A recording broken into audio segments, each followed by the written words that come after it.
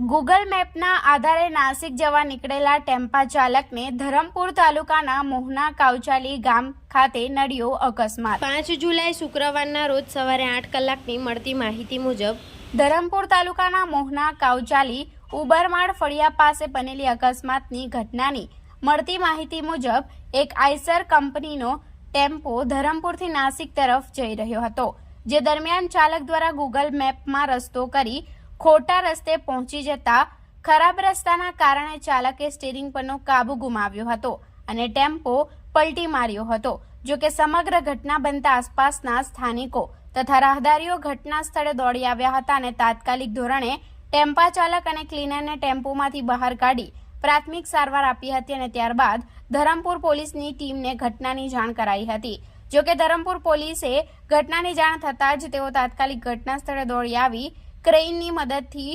ટેમ્પાને સાઈડે કરાવવાની તજવીજ હાથ ધરી હતી।